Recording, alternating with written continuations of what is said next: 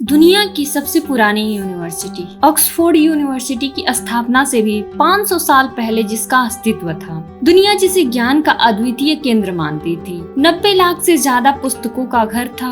वहीं नालंदा विश्वविद्यालय का इतिहास 7 शताब्दियों से भी लंबा रहा है। वही आज नालंदा के खंडहर के नाम से मशहूर है। उस अभूतपूर्व विश्वविद्यालय को खंडहर में तब्दील करने वाला था बख्तियार खिलजी। इतिहास के अनुसार सन 1193 में बख्तियार खिलजी के आक्रमण के बाद इसे नेस्तनाबूद कर दिया गया था। कहा जाता है कि आक्रमण के दौरान यहाँ पर आग लगा दी गई थी। उस समय नालंदा विश्वविद्यालय के पुस्तकालय में इतनी किताबें थी कि कई सप्ताह तक आग बुझ नहीं पाई। तो दोस्तों आइए जानते हैं नालंदा यूनिवर्सिटी के विषय में ऐसे ऐतिहासिक तथ्य नॉलेज फैक्ट 109 यूट्यूब चैनल पर। प्राचीन नालंदा विश्वविद्यालय की स्थापना गुप्त काल के दौरान 5वीं सदी में किया गया था। नालंदा विश्वविद्यालय की स्थापना 427 ईस्वी में हुई। इसका निर्माण गुप्त वंश के शासक कुमार गुप्त ने करवाया। बाद के सालों में उनके उत्तराधिकारियों ने नालंदा को सहेजने संवारने में कोई कसर नहीं छोड़ी। स्थापना के तकरीबन 700 साल बाद तक नालंदा दुनिया भर में शिक्षा का सबसे प्रमुख केंद्र रहा है। साल दर साल इसकी ख्याति दुनिया भर में फैलती गई। वहीं नालंदा विश्वविद्यालय में दुनिया के तमाम कोने से तकरीबन 10,000 विद्यार्थी एक साथ पढ़ा करते थे। यह धर्म, दर्शन, तर्कशास्त्र, चित्रकला, वास्तु, अंतरिक्ष विज्ञान, धातु विज्ञान, अर्थशास्त्र की पढ़ाई का गढ़ बन गया था। इतिहासकारों के मुताबिक स्थापना के 100 साल के अंदर नालंदा विश्वविद्यालय चिकित्सा विज्ञान की पढ़ाई में दुनिया भर में शीर्ष पर पहुंच गया था। यहाँ विद्यार्थियों को आधुनिक चिकित्सा पद्धति के साथ साथ आयुर्वेद के बारे में पढ़ाया जाता था। वहीं गणित और खगोल विज्ञान की पढ़ाई में भी नालंदा विश्वविद्यालय ने शोहरत बटोरी। नालंदा विश्वविद्यालय कैसा था, इसका अनुमान इस बात से लगा सकते हैं कि भारतीय गणित के जनक कहे जाने वाले आर्यभट्ट 6ठी शताब्दी में नालंदा विश्वविद्यालय के प्रमुख थे। इतिहासकारों के मुताबिक गणित और खगोल विज्ञान की तमाम थ्योरी नालंदा के जरिए ही दुनिया के दूसरे हिस्सों में पहुंची है।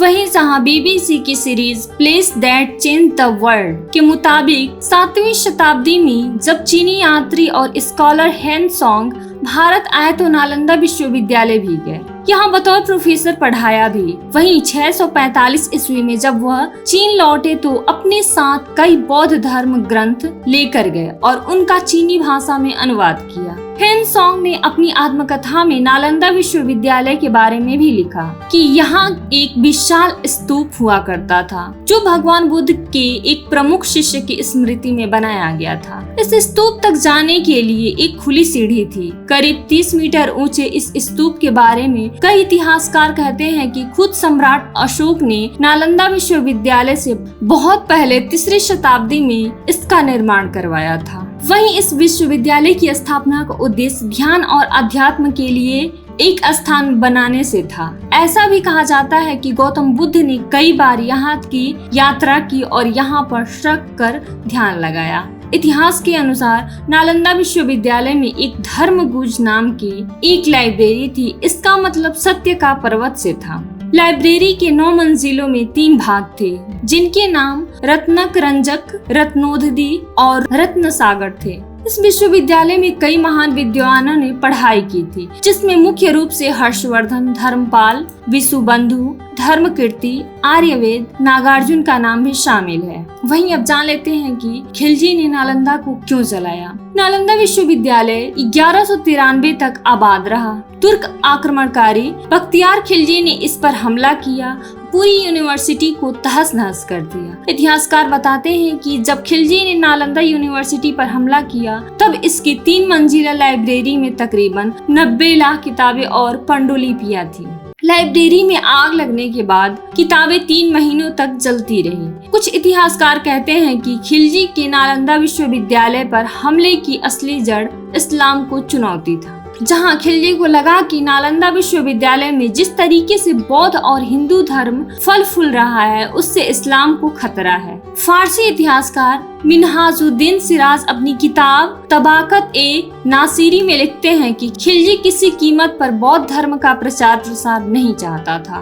पहले उसने नालंदा विश्वविद्यालय में इस्लाम की शिक्षा का दबाव डाला, फिर हमला कर दिया। उस बर्बर कार्रवाई में पूरा विश्वविद्यालय तबाह हो गया। हजारों विद्वानों और बौद्ध भिक्षु मारे गए।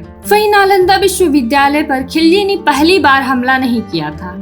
इससे पहले 5वीं शताब्दी में मिहिर कुल की अगुवाई में हुणों ने भी विश्वविद्यालय पर हमला किया था। फिर 8वीं शताब्दी में बंगाल के गौड़ राजा ने भी विश्वविद्यालय पर धावा बोला था। हालांकि दोनों बार मकसद लूटपाट का था। दोनों बार हमले के बाद विश्वविद्यालय की मरम्मत करवा दी गई, पर खिलजी ने नालंदा को खाक में मिला दिया।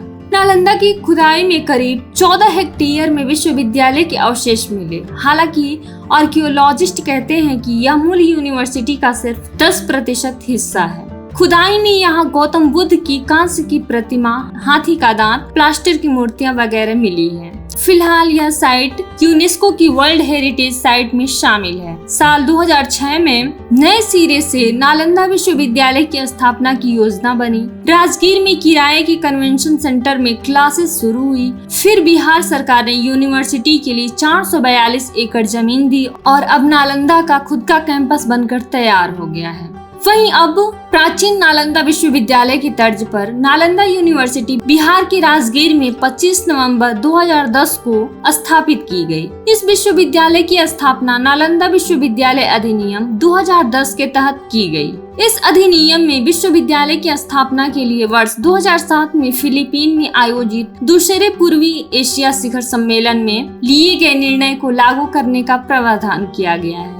भारत के अलावा इस विश्वविद्यालय में जिन 17 अन्य देशों की भागीदारी है, उनमें Australia, Bangladesh, Bhutan, Brunei, Darussalam, Cambodia, चीन, Indonesia, Laos, Mauritius, Myanmar, New Zealand, पुर्तगाल, सिंगापुर, दक्षिण कोरिया, श्रीलंका, थाईलैंड और वियतनाम शामिल हैं। वहीं बिहार के ऐतिहासिक स्थल राजगीर में प्रधानमंत्री नरेंद्र मोदी ने बुधवार को नालंदा विश्वविद्यालय के नए कैंपस का उद्घाटन किया। इसमें कोई दो राय नहीं है कि आने वाले समय में नालंदा विश्वविद्यालय एक बार फिर से शिक्षा, ज्ञान और संस्कृति चेतना का वैश्विक केंद्र बनने वाला है। नालंदा यूनिवर्सिटी का नया कैंपस प्राचीन खंडहरों के करीब ही बनाया गया है। हालांकि इसका विस्तार प्राचीन यूनिवर्सिटी से कहीं अधिक है। तो दोस्तों, आपको ये जानकारी कैसी लगी कमेंट बॉक्स में कमेंट करके जरूर बताएं और वीडियो को ज्यादा से ज्यादा लाइक और शेयर करें।